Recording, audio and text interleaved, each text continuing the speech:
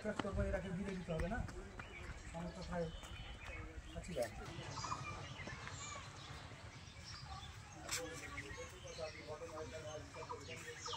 রহমানির রহিম। সুপ্রিয় দর্শক, আসসালামু আলাইকুম।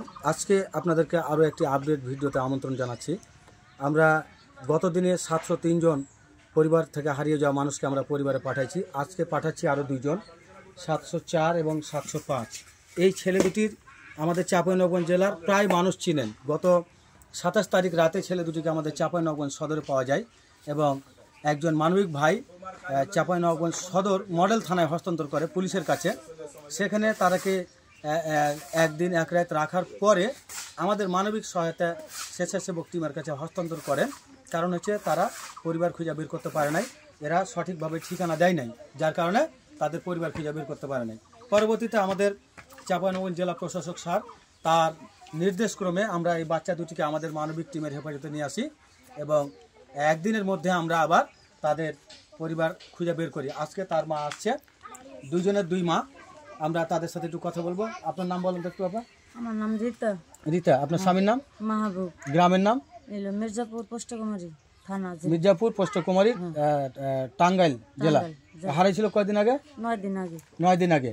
আচ্ছা, তারপরে আরেকজন আছে আপা, একটু আপনার নামটা বলেন তো। এদিকে দেখেন, নীলা সদাগর। আর এটা আপনার? আপনি এদিকে আছেন। লাল। বয়স কত? 10 বছরই। আপনার স্বামীর নাম কি? জুয়েল। আর আপনার গ্রামের নাম কি জানো? আঙ্গিনা মধুপুর। আচ্ছা, মধুপুর, টাঙ্গাইল।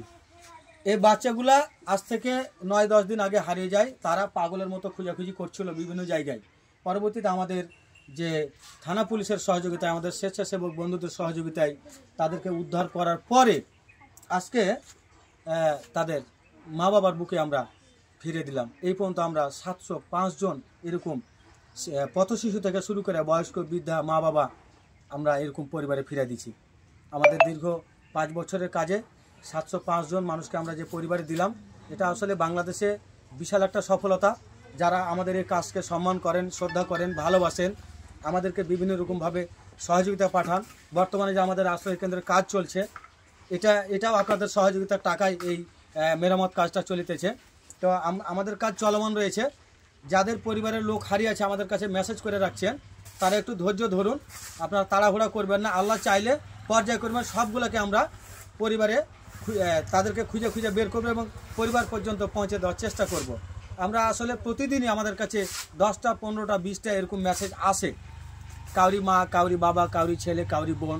তো সবগুলো আমাদেরকে দেখতে হয়। আবার আমাদের হেফাজতে যেইগুলো থাকে তাদেরও পরিবার খোঁজার জন্য আমাদেরকে প্রতিদিন লাইভ করতে হয়, ভিডিও প্রচার দিতে হয়, বিভিন্ন গ্রুপে পোস্ট করতে হয়। তো এই জন্য আপনাদেরকে ধৈর্য ধারণ করতে বলবো। আল্লাহ চাইলে সবগুলা মানুষকে আমরা আস্তে আস্তে পরিবারে ফিরাবো।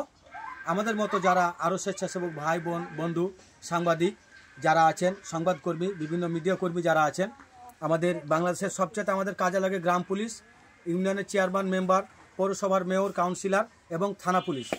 সকলের প্রতি আন্তরিক শ্রদ্ধা এবং ভালোবাসা জানাই। আপনারা আমাদের পাশে আছেন, পাশে থাকবেন। সর্বোপরি আমাদের আন্তরিকভাবে আমি কৃতজ্ঞতা জানাই আমাদের জেলা প্রশাসক স্যারের প্রতি, যিনার সহযোগিতায় এই বাচ্চা দুটিকে আমাদের হেফাজতে নিয়ে আসি এবং শেষ পর্যন্ত আমরা এই বাচ্চা দুটিকে তাদের পরিবারের পর্যন্ত হস্তান্তর করতে পারলাম। এই জন্য খুবই খুশি লাগতেছে। আপনাদের কেমন লাগছে বাচ্চা পাওয়ার পরে? ধন্যবাদ। দেখে রাখবেন। আর যারা আপনার এই বাচ্চা দুটাকে আপনাদের কাছে পৌঁছে দেওয়ার জন্য সহায়তা করেছে তাদের জন্য দোয়া করবেন। পরবর্তীতে খেয়াল রাখবেন, ঠিক আছে? তা আমরা এই পর্যন্ত শেষ করলাম। সবাই ভালো থাকবেন, সুস্থ থাকবেন। পরবর্তীতে আবারও কোনো একটি ভিডিওতে দেখা হবে, কথা হবে ইনশাল্লাহ। আসসালামু আলাইকুম। ফটো